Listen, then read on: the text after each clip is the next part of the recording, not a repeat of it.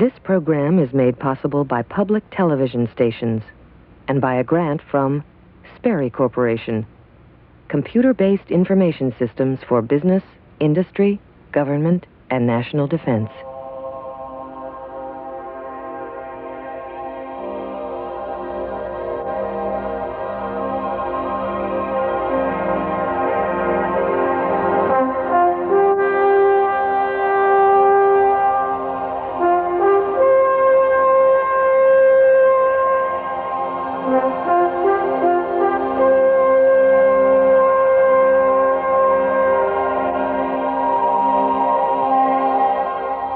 The big, juicy American steak you last bought at your local supermarket probably started here with this innocuous plant.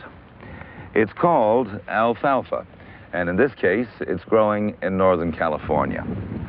Hi, I'm George Page for Nature, and alfalfa is the world's most important forage crop, a $7 billion business in the U.S. American cattle eat 80 million tons of it a year, turning these lush green fields into beef and dairy products. Other livestock eat it too, and the culture of alfalfa is a major agribusiness, not only in the U.S., but all over the world. Few of us, however, would expect that the huge meat and dairy industry in this country is to a great extent dependent on bees. It's perfectly natural and not surprising if you think about it. The animals eat alfalfa. Alfalfa, like all flowering plants, must be pollinated, and that's a job for the bees. And here out west, making sure the bees are able to do their job has become a major industry in itself.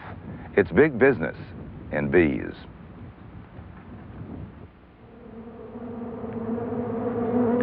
Without our cultivated crops, we would almost all perish. Without pollination, our crops would not produce seed, and they would vanish. Pollination is vital, and of all the methods used, the parts played by wind and insects are by far the most important. And the most important insects for our crops and for us are the bees. Their industry on our behalf is crucial for our own modern style of life and industry.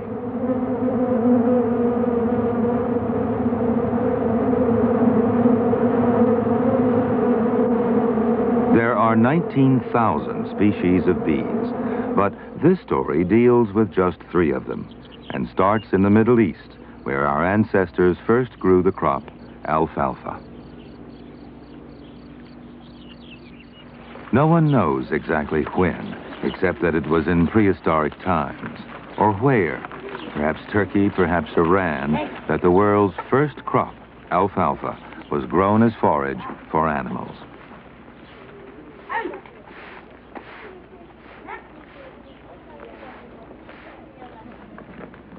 Time has since stood relatively still in the eastern area that gave birth to the so-called Neolithic Revolution.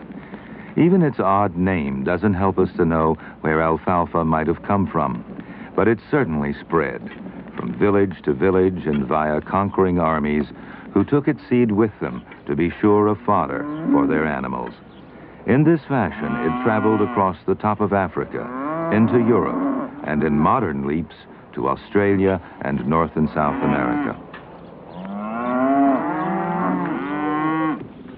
But in the area where it came from, it's still harvested much as it must have always been, and is still valued for the same old reasons. It's the most protein-rich of all the forage crops. And being a legume, it's a nitrogen fixer, and doesn't diminish the nitrogen in the soil. In a simple economy, no one minds too much that insects also take their share. Anyway, there are bad ones and good ones, those attracted to the flowers and their nectar, and those that come to eat. The important point is that there's more than enough left over for the farmers.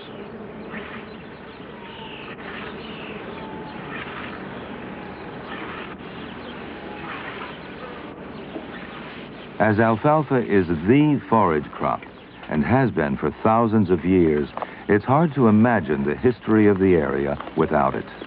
Darius took it with him to Greece. The Romans spread it through their empire. The Moors took it with them during their years of conquest. When these conquerors departed, They left behind buildings, traditions, and alfalfa.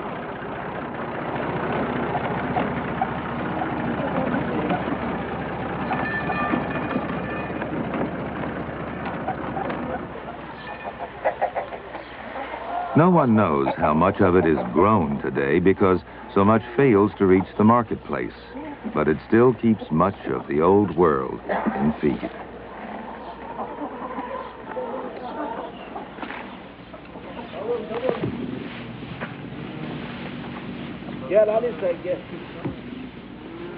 So what about the New World? Well, the conquistadors took it with them, and so did the colonists of North America. And today, it has become a colossal business.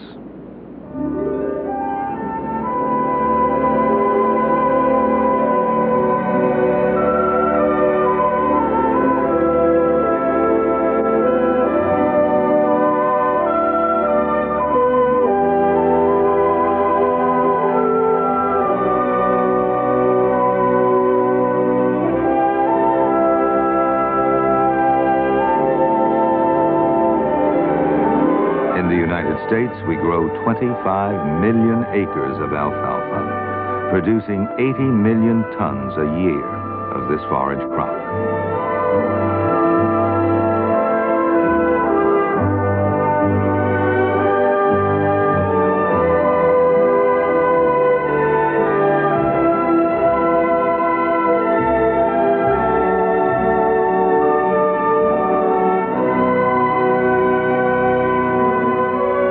But growing it like this introduces brand new problems, and at the top of the list is how to get all these flowers pollinated. Without pollination, there won't be seed, and of course there has to be seed for next year's crop. Crucial to this whole industry is the insect that does the pollinating. If it lives nearby and in sufficient numbers, all well and good, for alfalfa seed would be impossible without the bee. When alfalfa was introduced to the hot, dry regions of the western United States, Idaho, Utah, and California, there was conveniently in residence a local inhabitant called the alkali bee. It's a ground-nesting insect and proved to be excellent for pollinating alfalfa.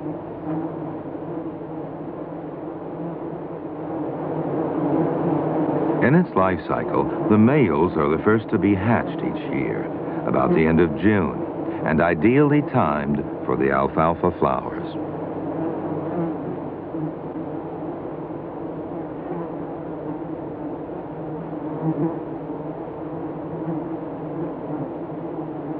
The eggs were laid in the earth the previous summer. For the next 10 months or so, the development of the larvae slows down, only speeding up again just before the June hatching. The males, about the size of honeybees, then fly off and immediately begin feeding on the alfalfa pollen on the thousands of acres growing so conveniently nearby.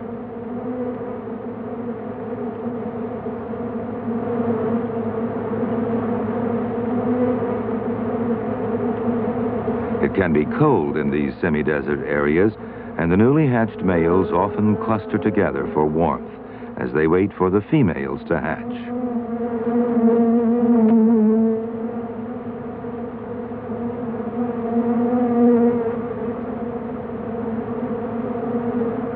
It isn't a very long wait as the females begin to emerge from their similar hatching places just a few days after the males. They, too, mop up the warmth and then fly off.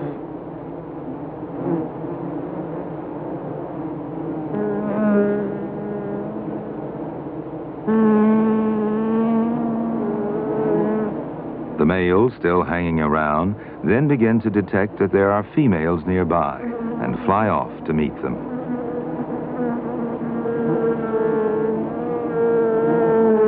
Mating is a very speedy affair and somewhat turbulent for the female.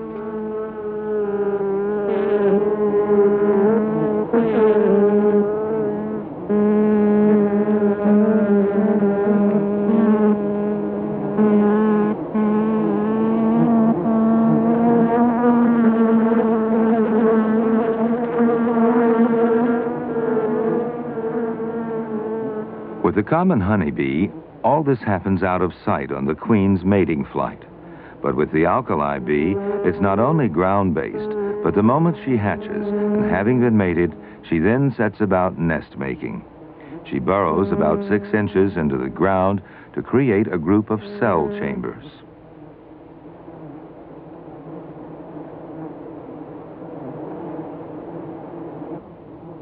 Each tunnel ends in a series of these beautifully fashioned chambers, about ½ an inch from top to bottom.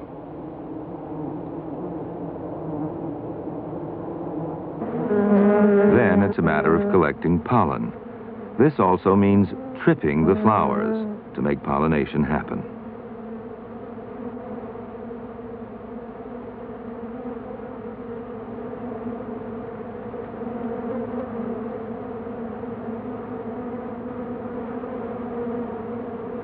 Then it's back to the nest site with the pollen carried on the legs, as with honeybees, and deposited in the chamber at the end of the tunnel. And off again for another load. It takes about 10 trips to make this whitish pollen ball at the end of the chamber. But there are 15 to 20 chambers in each nest, and so it's perhaps a couple of hundred visits to the alfalfa. And for what it loses in pollen, the alfalfa gains in all the cross-fertilization caused by the busy bees.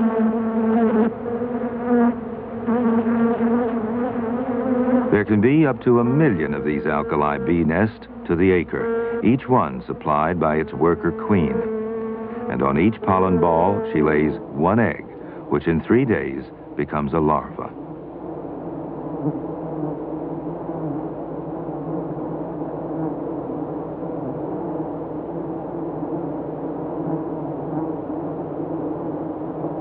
The access tunnels are then filled in, leaving each chamber and its larva sealed off for the winter.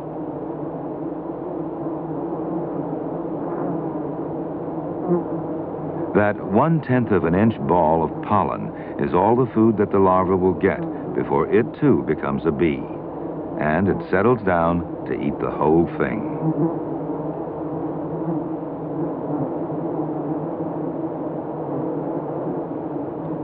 As the summer ends up above, the fully developed larva is snugly ready for the winter and for the slow process of metamorphosis.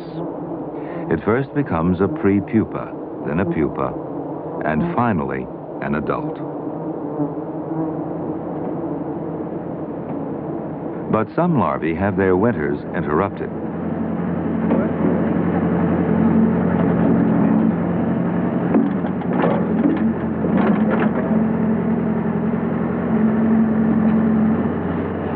For those farmers who don't have the necessary millions of alkali bees near to their alfalfa, the larvae in richer areas are dug up, transported, and sold.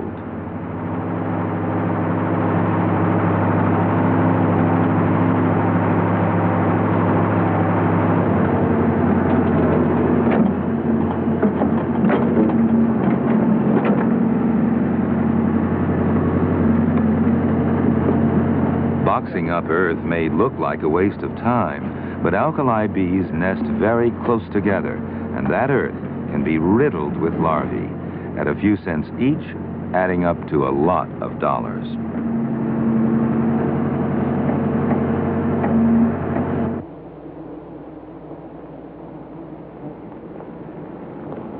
What the alfalfa seed producer has to do is to ensure that he has enough bees in the area. This apparently fallow ground is an artificial bee zone created by a farmer, holding perhaps 1 million bees. And those 1 million bees can produce $250,000 worth of seed.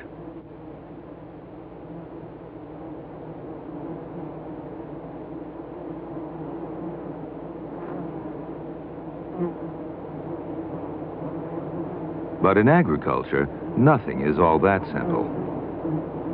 The bombilid, or bomber fly, is one enemy of the alfalfa seed growers because its larvae are parasites of the bee larvae.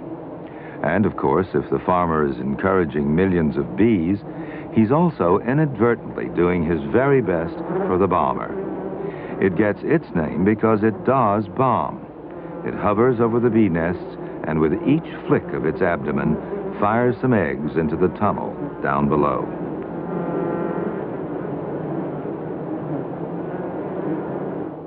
And down there, the bomber's eggs become larvae that must travel through the tunnels to reach the bee larvae, still falsely secure within their individual chambers.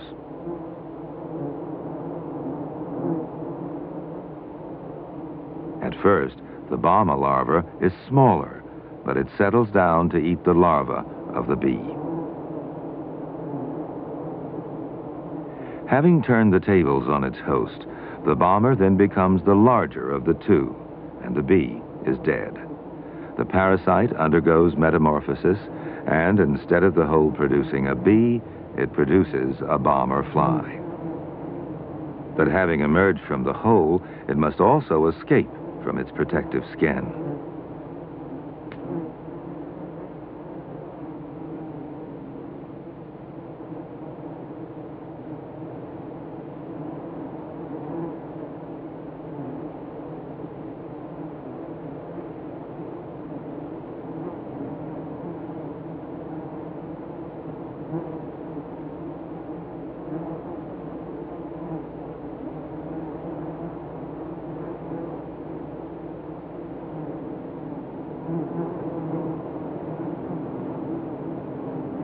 For some of them, it's a very short life indeed.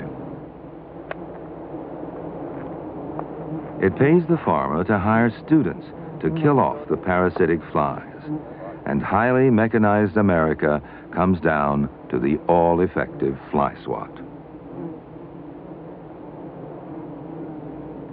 Another parasite, the Zodian fly, likes to climb up posts after hatching, so the farmer helpfully puts in posts and less helpfully impregnates them with insecticide. But often the fly has already done its damage, and down below the earth is one dead bee. Also, as further bad news for the ground nesting bee, the soil has to be just right. If it's too damp, if it rains, then Aspergillus mold can do its kind of damage. The result, yet again, is one dead bee, or millions of dead bees in millions of solitary graves, and therefore no alfalfa seed.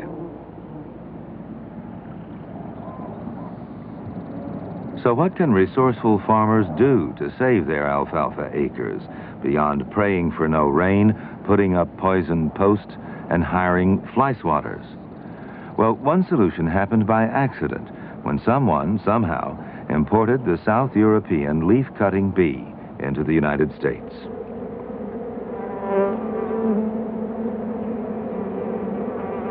It trips the flowers more efficiently, does about 13 flowers a minute, and therefore quickly became the most important wild pollinator of alfalfa, and has the extra advantage of nesting above ground.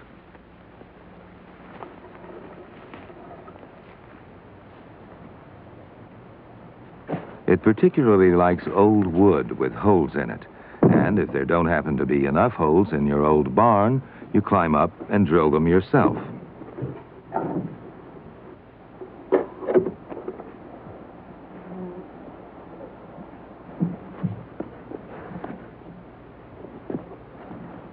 And for those who never throw anything away, it's good to see that a radiator can still serve as a nest site long after it stopped radiating.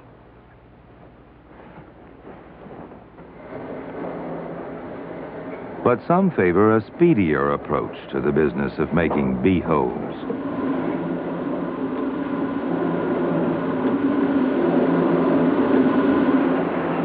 Ponderosa pine, with 500 holes punched in it every minute, all to give the bees a home.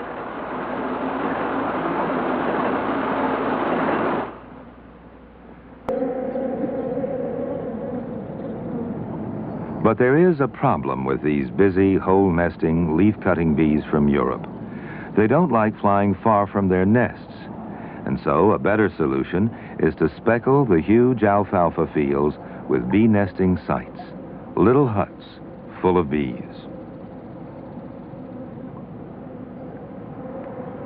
Each bee house is mobile, roofed over, and internally decorated with wall-to-wall bee planks.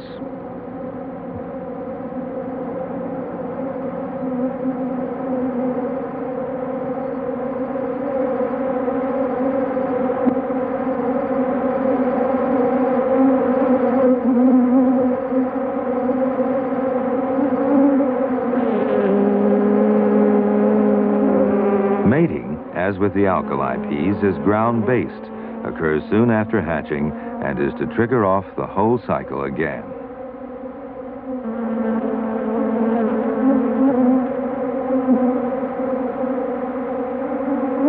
Having been mated, the leaf-cutting bee then starts living up to its name and moves in on the alfalfa.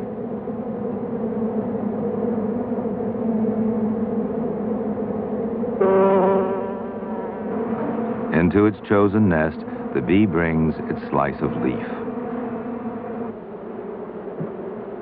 This is packed at the end of the tunnel to form a secure egg chamber. And then it's backed for more sliced leaf.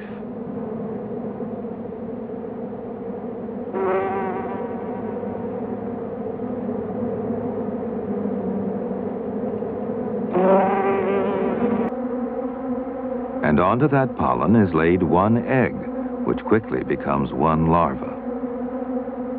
But there's more room in the tunnel, so after the leaves, the pollen, and the egg, goes more leaf, more pollen, and another egg, until 7 or so have been laid in each tunnel.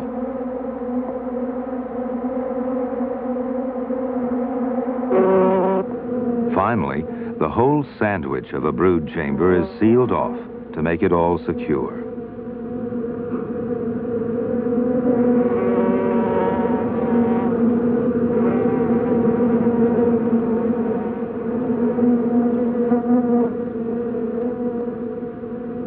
Inside, deep within its bed of leaves, each larva eats its ration of pollen and starts growing into a bee.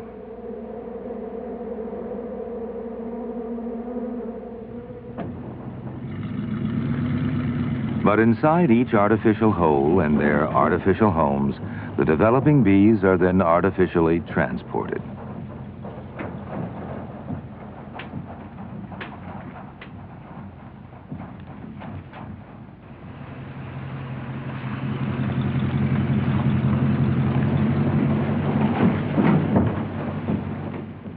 In autumn, with the adult bees all dead, the bee larvae are shifted to a warehouse where they will spend the winter. It's expensive doing this, but the temperature can be controlled, the parasites are kept down, and economically, it's all worthwhile.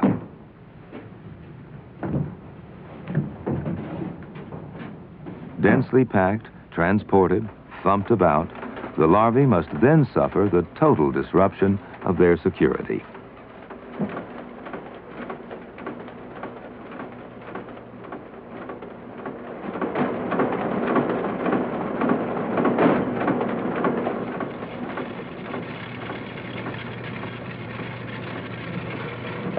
Stripped from their wooden home, but still alive within their cells, the bee larvae will occupy less space. And that's what economics is all about.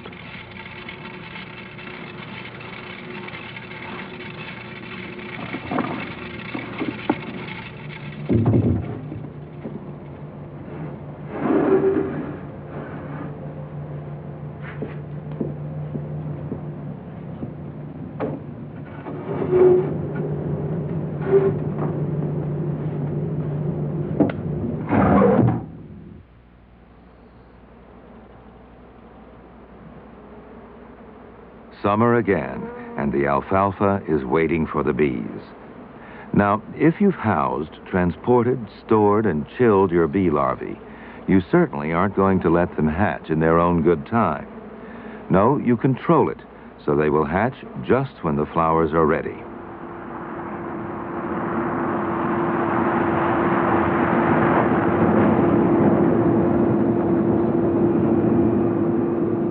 You let them warm up 19 days earlier and bring them out into the hot sun at just the right moment. And the obedient bees hatch when you give the word.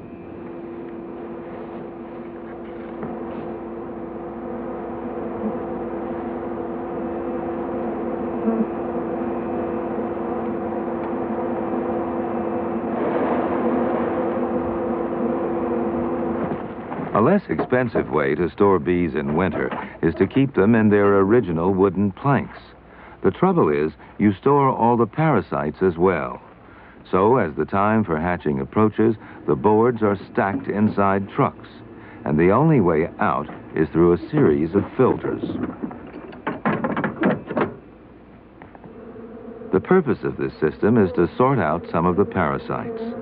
The bees don't fall through certain holes in the filter on their way out. The parasites do. And they don't just fall, but end up in a particularly nasty oil bath. And it's all done in the name of alfalfa.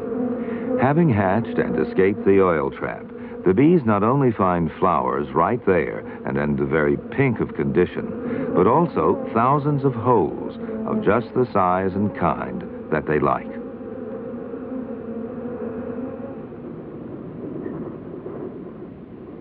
Since everyone's alfalfa doesn't mature at the same time, it's very useful to have the whole community on wheels, and the insects can be moved about as and when and where they're needed.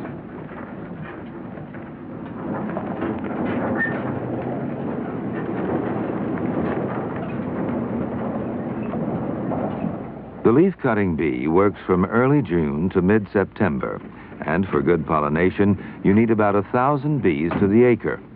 With all those millions of acres of alfalfa, it's easy to understand why the bee is such big business.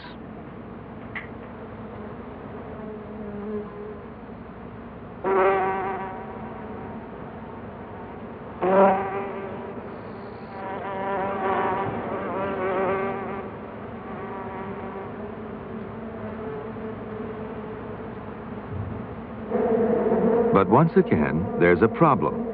Although the leafcutter is an immigrant, already there are about 30 parasites, such as this sapigid wasp, that exploit the leafcutters. The bomber dropped its eggs into the alkali bee holes, but that's not possible with horizontal holes, and instead, the sapigids wait at an entrance until the bees come out.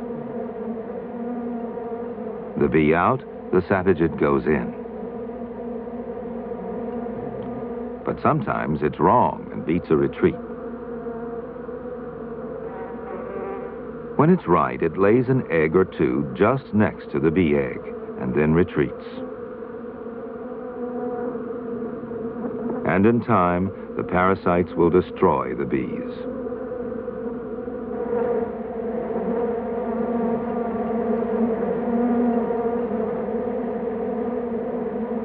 Before bee boards were thought of, some beekeeper must have been sitting in a drugstore one day when he suddenly saw the answer before his very eyes: packets of straws. They were cheap, the bees liked them, and for a time at least, the straw industry did very well by the bee industry. But their thin walls proved very susceptible to parasites.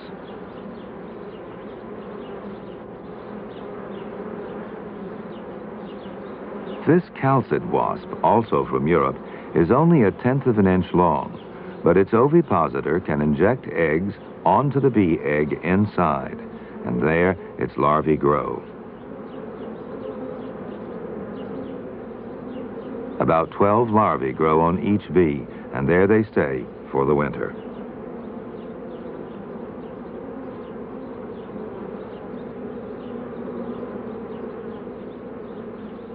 Eventually, just at the time that the bees should be hatching, the calcid wasps come out from the hole where a bee should have emerged.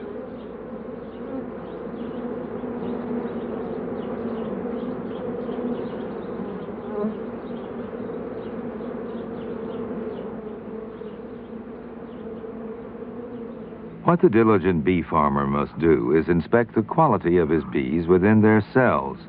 It's no good just maturing a bunch of parasites.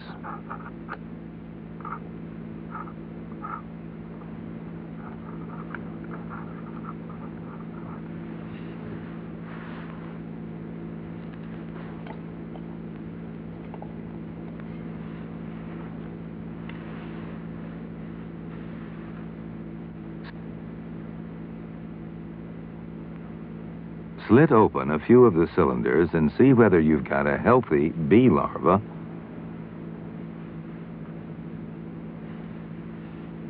or one bee larva and a packet of dead ones, in this case from a fungal infection called chalk brood, now the greatest killer of the leafcutters.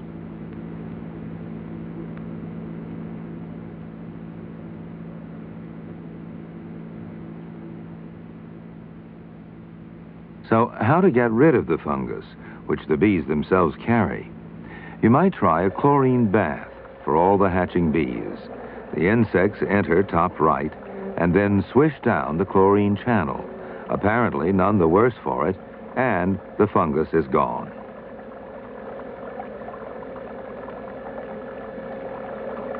At the bottom, there's a pad on which they can dry out before flying off to work.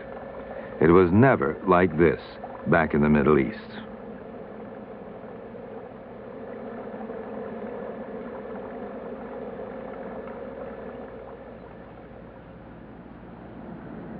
The great crops of alfalfa don't attract just bees.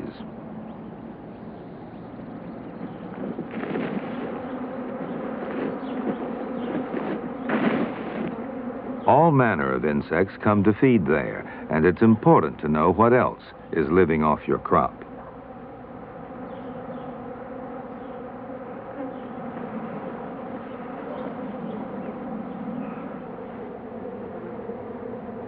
The frustration here, however unpleasant these unwanted invaders, is that a pesticide is difficult to use. It kills off the unwelcome residents, but it also kills the bees.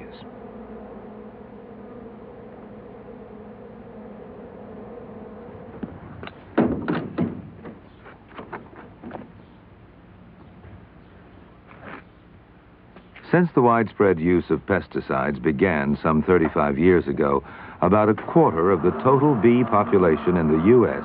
has been wiped out.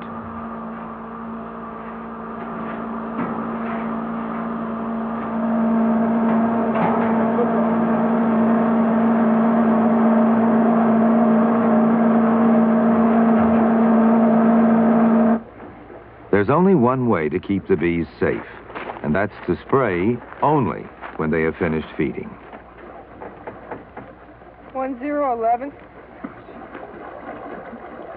Go ahead. I'm out at Charlie Pentler's place, alfalfa, and the wind is calm, there's no breeze, but the bees are still out, so we better give it about 10 minutes. Okay.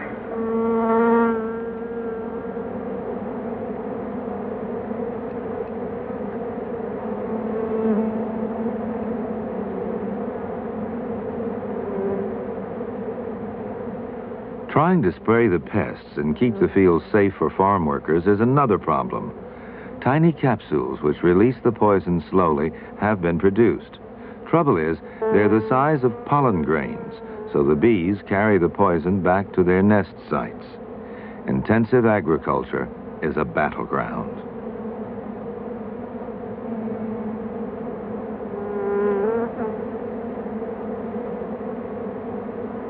.108. Hey, go ahead. Yes, I'm out Charlie still, and the bees are in, but there is no breeze. It's almost calm, and so everything should be ready to go. We'll start on the east side and work west. Okay. And this is how you can earn $50,000 a year.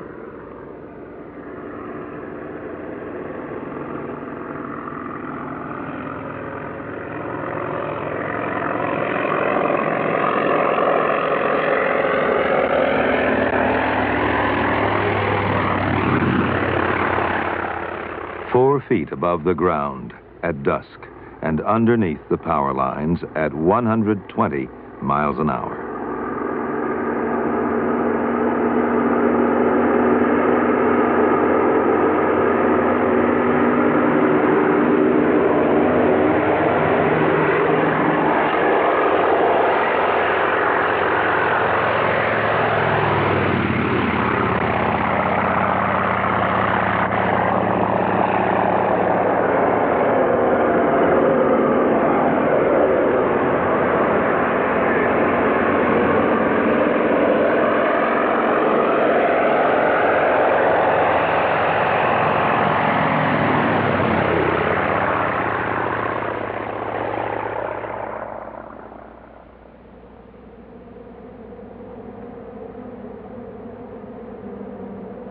And at the end of all that, fixing the bees, fixing their parasites and spraying, it's harvest time.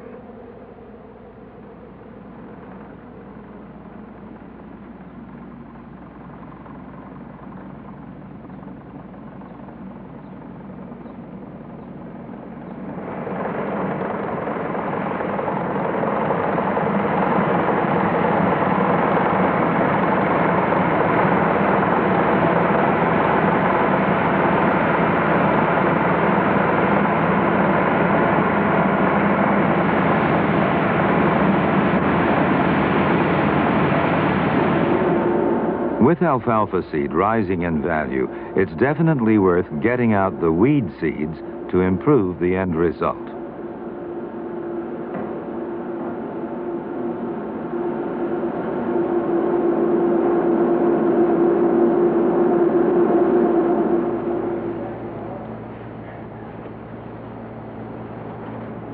Acre upon acre of alfalfa and not a field in sight. The sudden enthusiasm for eating alfalfa sprouts came in the late 1960s. It boomed as the thing to do and has multiplied threefold every year. The Chinese have been eating bean sprouts for thousands of years, but alfalfa sprouts were something new. After thousands of years of feeding this crop to domesticated animals, we've suddenly got around to eating it ourselves. Get a good view of it. Now the equivalent of thousands of acres of alfalfa are planted indoors as a garnish for our salads. Corners, there'll be extra boxes for that.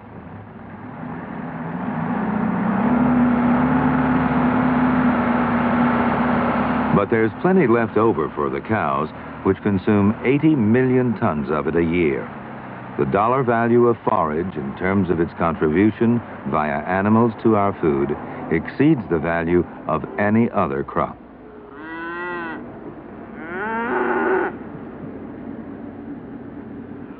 The Neolithic revolutionary who first thought of growing alfalfa for his horse or his goat would be amazed at the American scene. Piles of alfalfa and herded cattle chewing steadily to turn it into beef.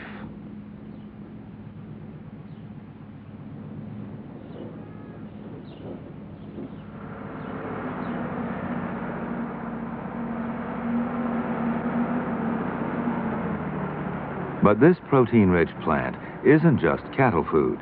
It's transformed and baled and made into pellets for all sorts of other animals.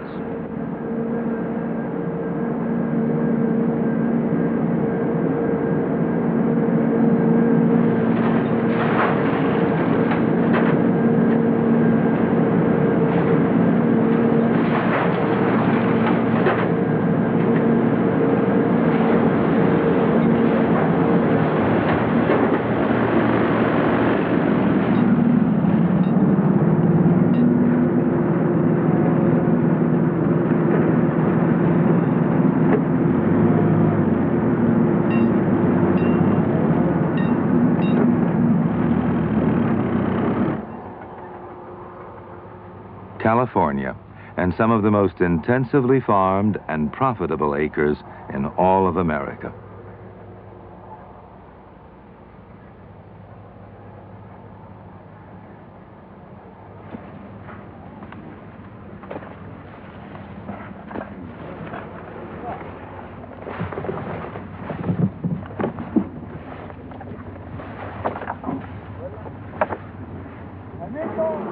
And here we come to the third bee in the story. Not the alkalis who lived in the ground, not the leaf cutters in their horizontal holes, but our very own honeybee, which lives, of course, in hives.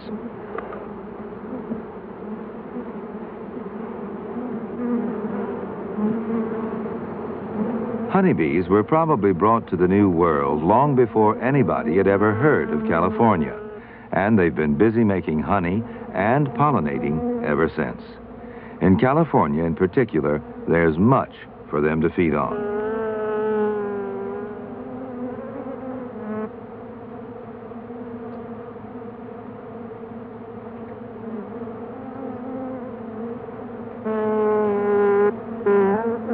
Honeybees are particularly suitable for alfalfa. For one thing, we've been managing them for a very long time. For another, they're easy to transport from place to place when each crop needs pollinating.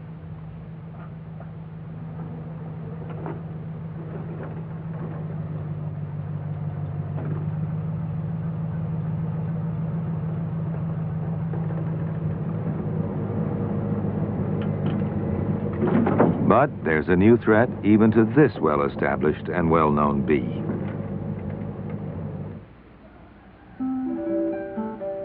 And it comes from well south of the border. In 1957, some African bees imported into Brazil escaped and produced a violent, aggressive killer race, which is spreading at the rate of 200 miles a year. Here in Venezuela, there's a research station aimed at finding out more about the African bees and why they behave so fiercely.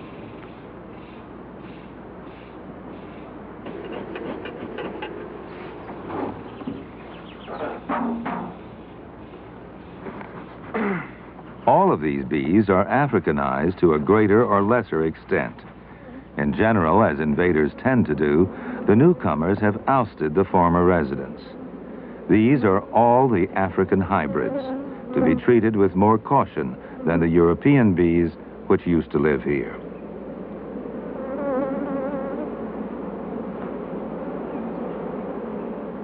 European bees behave differently, particularly when swarming. Their swarms don't go far and quickly settle down to make a new home. Not so with the African bees in South America, which stay as swarms and can travel 200 miles a year. Well, I hope One man who predicted that this might happen is Dr. Orley Taylor on the right, who is an expert on these new invaders. They look like they're doing quite a bit of advancing here. Shouldn't be hard to handle. One of the things that happens is that we have large numbers of swarms that have issued from wild colonies moving across the countryside. Well, these swarms have to stop and rest periodically, and what we're seeing here is a swarm which has come to rest on a tree limb. And what we're going to do is try to harvest this swarm, put it in a box, and we've done this many times. We've handled maybe 150 to 200 swarms, and we've never had any real difficulty with swarms. But we harvest them in the sense that we use them to establish new colonies that we can use in our experiments. Okay, I'm ready when you are, if you want to get the box ready.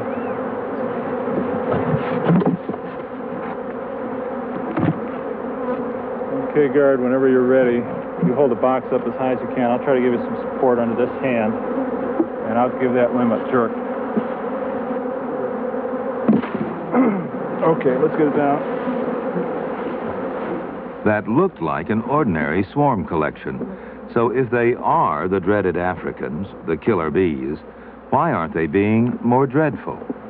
What you do have to watch for, particularly with this African bee, is the size of the bees in the swarm. If you encounter a swarm which has extremely small bees in it, you better watch out. You won't stick your hand in those kinds of bees and get away with it. Before the African invasion, many people kept bees. In Venezuela, there was even a government subsidy to encourage beekeeping. But it then became a very dangerous hobby. The bees themselves were dangerous, and so were the neighbors, who sometimes attacked beekeepers. The sight of honey for sale outside a house became a rarity. Well, I first met the Fuentes 2 years ago. I had another assistant here at that time, and we went to visit them just to try to find out if there were any problems among the local beekeepers with the Africanized bees that had been moving in at that time.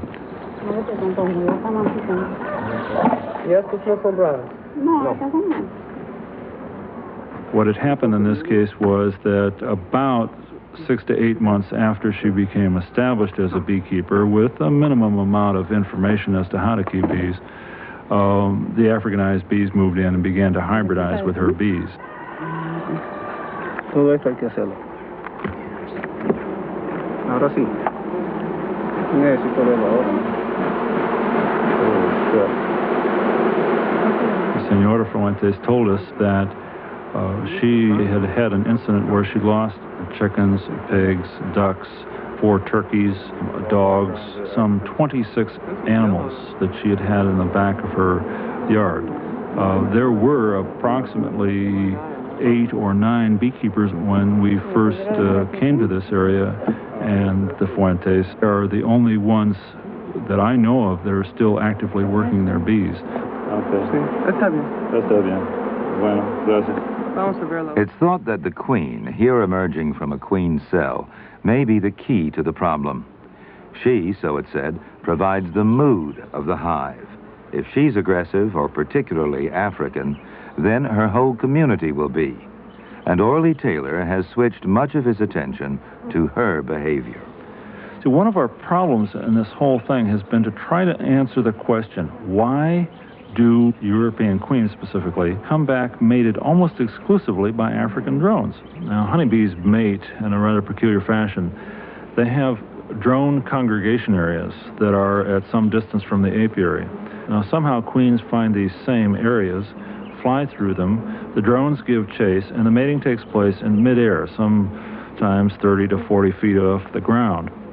Well, to try to get at various aspects of this sort of question, we've invented a queen mating device, which we put queens into. We've strapped queens into a bit of plastic tubing that's been modified so that it fits over the end of the queen. The drones get the stimuli of the queen. They land on it, they mount it, and they attempt to mate it. In fact, they do mate it quite successfully. We're able to pull these drones down from the line, and we're able to check which type of drone it is, whether it's an African drone or a European drone. And this way, we're trying to answer the question whether or not the African drones perceive the queen stimuli differently and more rapidly than European drones, and whether they respond more rapidly.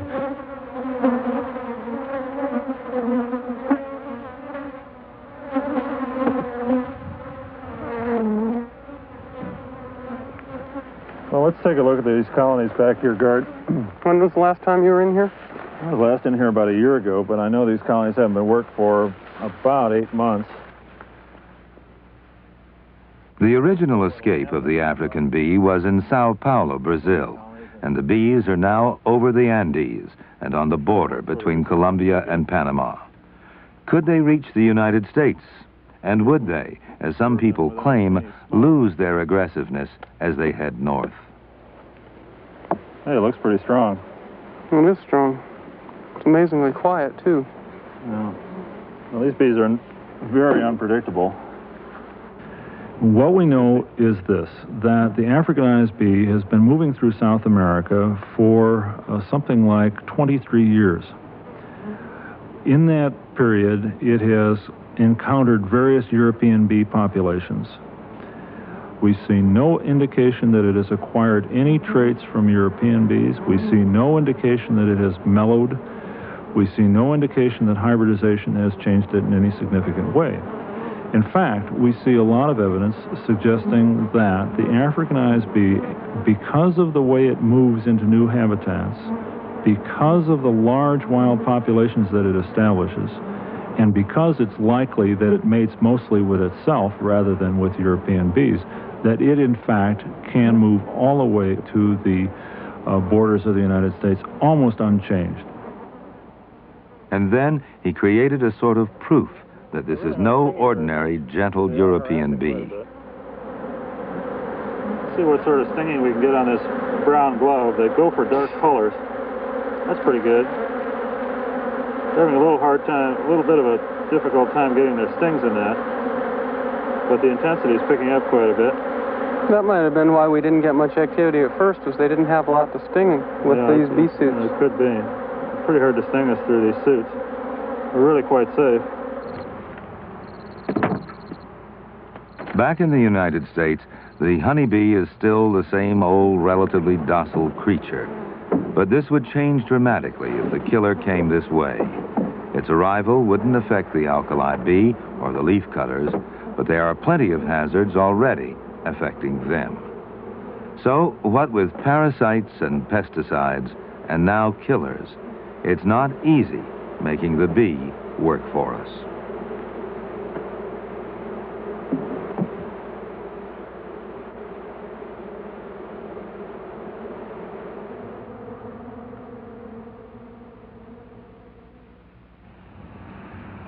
For thousands of years, alfalfa got pollinated with no help from man. No matter how sophisticated we become in the cultivation of our crops, and computerized farming is now commonplace, no matter how sophisticated and high-tech we get, we can neither ignore nor disobey the basic laws of nature. We can only help them along. In this case, by helping the bees, which make the alfalfa multiply, which livestock eats, and becomes food for our tables. I'm George Page for Nature.